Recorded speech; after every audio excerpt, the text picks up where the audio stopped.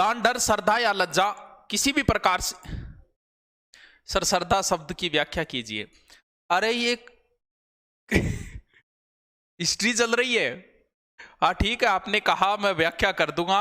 युगों युगों तक व्याख्या चल सकती है श्रद्धा शब्द की। श्रद्धा और प्रेम दोनों शब्द बहुत अलग अलग है।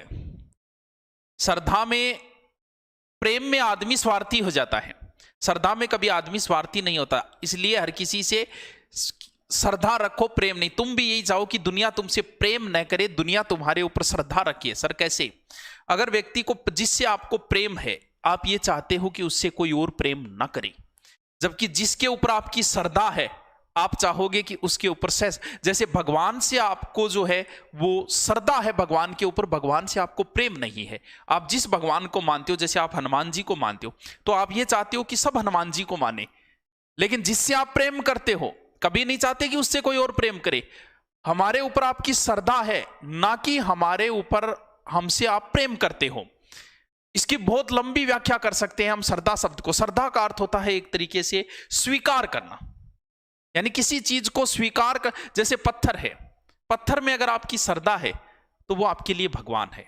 अगर पत्थर में आपकी श्रद्धा नहीं है तो वो एक पत्थर है, आपके लिए कुछ नहीं है। तो श्रद्धा पे ही सारी की सारी, बिना श्रद्धा कभी ज्ञान प्राप्त नहीं हो सकता।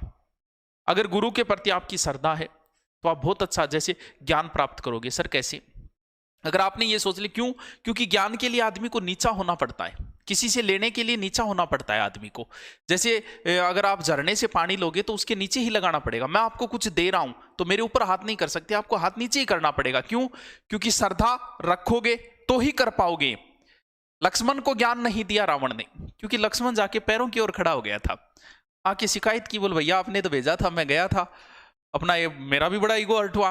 लेकिन वो बोले यार खड़ा किधर हुआ था? बोल सर की तरफ। बोल नहीं, ज्ञान लेने के लिए पैरों की तरफ खड़ा होना पड़ता है। आपको श्रद्धा रखनी जरूरी है किसी के प्रति। ज्ञान, आप अपनी पुस्तक है, चलो एक मनोवैज्ञानिक तरीके से बताता हूं श्रद्धा। मान लो आप ट्रेन के अंदर बैठे हो और सामने भी कोई पुरुष बैठा है आपके, आपने कोई ध्यान नहीं दिया, उससे आपको कोई मतलब नहीं, ना आपने उससे कोई बात की। थोड़ी देर बाद कोई एक व्यक्ति आया और उसको, उस पुरुष से उस व्यक्ति ने झुककर प्रणाम किया। आपका थोड़ा ध्यान डाइवर्ट हुआ कि यार ये आदमी कौन है, कोई बड़ा आदमी लगता है। दूसरा व्यक्ति फिर आया थोड़ी देर बाद, उसने भी उनको झुक के प्रणाम किया। तब आपको लगा कि यार बंदा कोई दम वाला बंदा है। आपने जानकारी ली, पता चला कि ये पूंछे में संत है।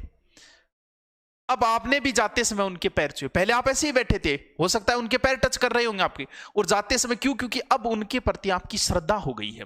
तो श्रद्धा से ज्ञान, जिस पुस्तक को आप पढ़ते हो, कई बार उस पुस्तक के ठोकर लग जाती है और आप उसको प्रणाम करते हो। क्यों भाई, ऐसा क्यों? जबकि वो तो निर्जीव वस्तु है।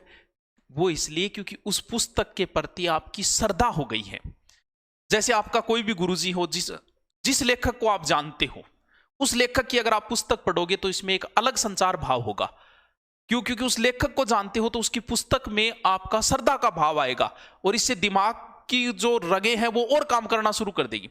जिस गुरुजी से आप प्रेम करते हो, ये श्रद्धा रखते हो, मान लो क्लास में आप एक गुरुजी के फैन हो, तो उस गुरुजी का घंटा आने से पहले आप एक्टिव हो जाते हो।